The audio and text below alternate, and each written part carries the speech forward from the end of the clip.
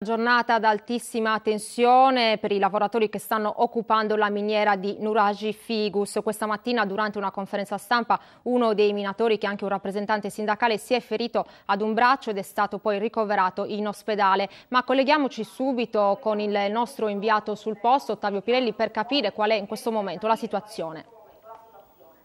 Prima di tutto, Giuseppina, una notizia che è arrivata in questi minuti. Giorgio Napolitano, il Presidente della Repubblica, comunica di essere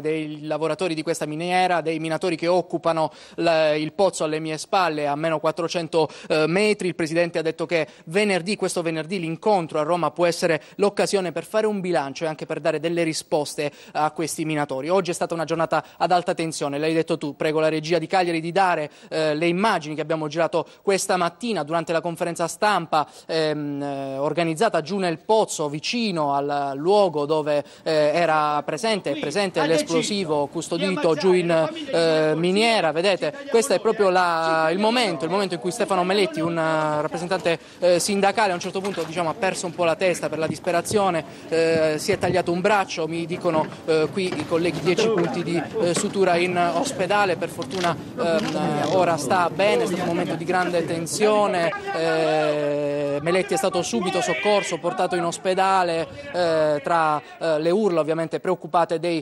colleghi, e la giornata è andata avanti un po', è stata, come dire, segnata da questo episodio. Poi qui poco fa è venuto anche il presidente della provincia, Tore Cherchi, che ha voluto anche lanciare un messaggio però di distensione, cercare un pochino di riorganizzare la protesta. Vediamo insieme l'intervista che parte appunto da un commento al gesto di questa mattina del minatore. Vediamola.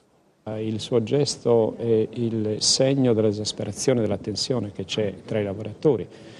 Il mio appello, e credo però quello di tutti i lavoratori, è perché nessuno si faccia male, perché ci sia una lotta unitaria di popolo, di lavoratori, di istituzioni e soprattutto dalle istituzioni di governo, che devono arrivare le risposte alla lotta che è in corso, e spero che si arrivino presto e che siano soprattutto risposte positive.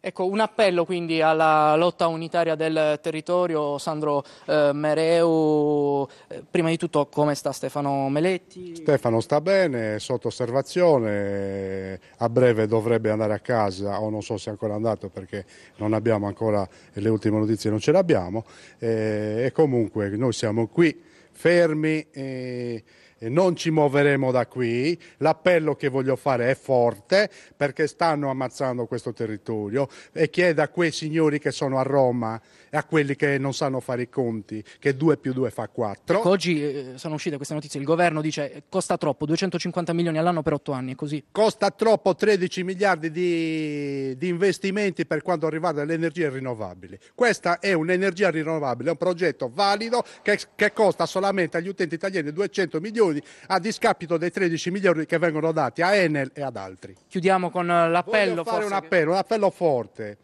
Noi siamo fiduciosi. Venerdì, il 31 di agosto, se le notizie sono pessime nei nostri confronti, guardate, questa non è la morte di questa miniera, di questa società. Questa è la morte di tutto il territorio, perché da qui il territorio si deve risollevare. Da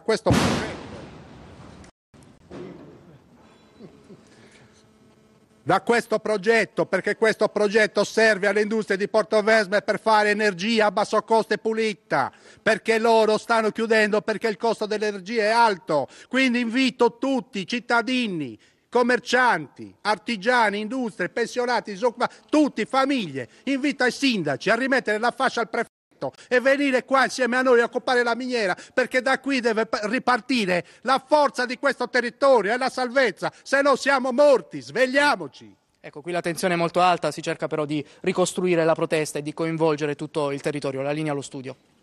Bene, grazie.